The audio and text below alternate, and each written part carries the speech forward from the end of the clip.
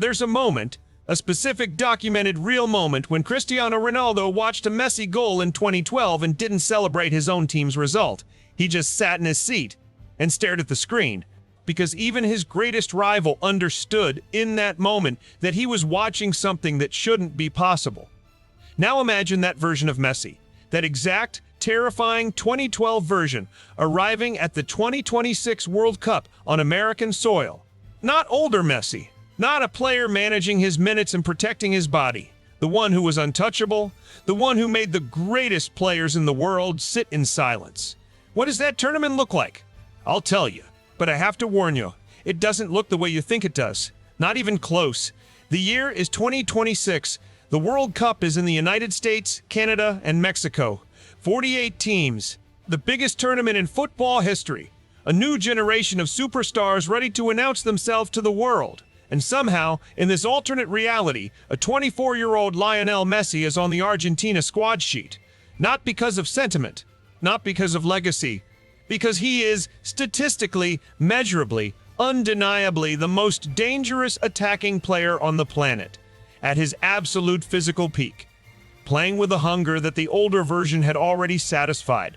The squad list goes public on a Tuesday morning. By Wednesday, 3 national team managers have called emergency meetings. By Thursday, one of them has resigned. That's not a metaphor. That's how serious this is. And at the time, nobody understands why one manager's resignation matters so much. Nobody connects the dots. But that moment, that one quiet resignation, will shape the entire tournament in ways that nobody sees coming. This is only the beginning. In the days before Argentina's first group game, something strange happens in the training camps of their opponents. Players who have spent months building confidence in their defensive systems suddenly go quiet. The bravado disappears. There are no bold predictions in press conferences. There are no viral clips of defenders promising they'll stop him. Just silence. And in that silence, something more dangerous than tactical weakness starts to grow. Fear. Not the kind of fear that makes you run. The kind that makes you freeze. The kind that arrives in the 47th minute of a match when you've done everything right, tracked your runner, held your line, followed the game plan perfectly, and then Messi gets the ball in a position where nothing should be possible and your legs forget what they're supposed to do. That kind of fear. And it spreads through this World Cup like a virus before a single ball has been kicked. But here's what nobody is paying attention to while all of this is happening. Inside the Argentina camp, something is broken. The problem isn't Messi's ability. Nobody is questioning that. The problem is architecture. Argentina's 2026 squad was built around a specific tactical identity, compact defensive shape, midfield discipline, a forward line that works in combination, covering for each other, rotating, pressing as a unit. It was built for a Messi who dictates tempo, who slows games down, who controls. He was not built for a Messi who detonates, because prime Messi doesn't manage games. He explodes them open. He creates chaos that only he can navigate, and everyone around him gets caught in the current. Teammates who were organized and disciplined in every training session suddenly can't find their positions because the game is moving at a pace they were never asked to sustain. The head coach sees it in the first training session with the full squad. He doesn't say anything publicly, but privately to his assistant, he says 4 words: "We have a problem." Those 4 words will define Argentina's entire World Cup. Group stage, Game 1. Argentina versus a team who finished 3rd at the last Euros. It ends 5-1. Messi scores twice, assists twice, and wins a penalty. The performance is so complete, so dominant, that the post-match footage of the opposition goalkeeper sitting on the pitch, alone, not moving, just staring at the ground, gets over 20 million views overnight. Football has its moment, the kind that gets maybe once a decade, and the world leans in. But something happens in Game 2 that doesn't make the highlights. A moment buried in the 83rd minute of a 3-1 win. A defensive breakdown.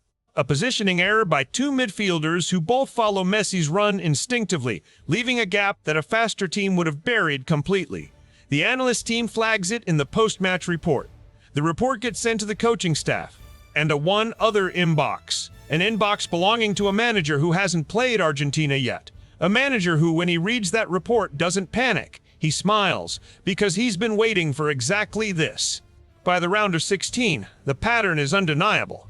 Every team who faces Argentina is doing the same thing in the first 20 minutes. They're not trying to win the ball. They're trying to tire Messi out, to make him work defensively, to force him backward into areas of the pitch where his attacking brilliance has less impact. Some of them even succeed for a while. But there's something nobody in those coaching meetings has accounted for. Prime Messi doesn't just destroy you with the ball, he destroys you with his brain. When opponents slow the game down, he slows it down further and takes complete control of the tempo. When they press high, he plays one touch and turns the press into an ambush. Every time a team adapts, he's already 3 adaptations ahead. It is the most complete individual performance in World Cup history, and yet Argentina are 1 game away from the biggest crisis of the tournament. Because the manager who smiled reading that analyst report, he's in the quarterfinal. Germany, the most tactically disciplined nation in the history of football, a country that has spent 60 years building systems specifically designed to neutralize individual brilliance. A coaching staff who doesn't just prepare game plans, they prepare contingencies for every possible version of every possible game plan. They've studied Messi for 3 months, not the highlights, the spaces between the highlights, the 12 seconds before he gets the ball, the body angle, the slight shift in weight, the 2-yard movement that tells you, if you know how to read it, exactly where he's going to go before he goes there. Germany's manager stands in front of his players the night before the game and says something that shocks the room. He says, "Don't watch Messi." The players don't understand immediately. He explains. And what he says next, the actual tactical instruction, will be leaked to the press afterward and cause more debate than any single match decision in World Cup history. He tells them to watch the Argentine right back. He tells them that every time Messi goes forward, that right back will be 30 seconds behind the play. And those 30 seconds are the only place on the pitch where Germany have an advantage. It's genius. For 40 minutes, it's absolute genius. And then the 41st minute arrives. Messi receives the ball on the left side. He's facing away from goal. There are 2 defenders behind him and 1 in front. Germany's right back is already pushing forward, exactly as the manager planned, ready to exploit the space. And then Messi does something that nobody in the stadium, nobody watching at home, nobody on either coaching staff had anticipated. He doesn't turn. He flicks the ball, blind, first time, with the outside of his right boot directly into the path of Argentina's striker, who hasn't been tracked because every German defender was watching Messi. Goal. The German bench goes completely silent. Not because it's a beautiful goal, because in one touch, without even seeing the target, Messi has dismantled 60 minutes of pre-match preparation. Germany pushed for an equalizer. They almost get it twice. Argentina hold on. Final score, 1-0. And after the final whistle, Germany's manager doesn't speak to the press for 47 minutes. When he does, he says only this: there are players you prepare for. And then there are players who exist outside of preparation. We met one of the second kind today. The semi-final, Argentina versus Brazil. The atmosphere is something that doesn't exist in normal football. Every seat in that stadium holds someone who has been waiting for this match their entire life. The noise before kickoff is physical. You feel it in your chest before you hear it with your ears. Brazil have a plan that's simple and brutal. Foul early, foul often. Make the game ugly, make it slow. Make Messi earn every single moment. It works for 32 minutes. Then it falls apart in a way that has nothing to do with tactics and everything to do with something that can't be coached or planned or prepared for. Desire. Messi absorbs every challenge, gets up from every foul, keeps moving, keeps pressing, keeps hunting. And in the 33rd minute, operating on pure instinct, he turns 2 defenders on the edge of the box and places the ball into the bottom corner with a stillness that makes it look like training.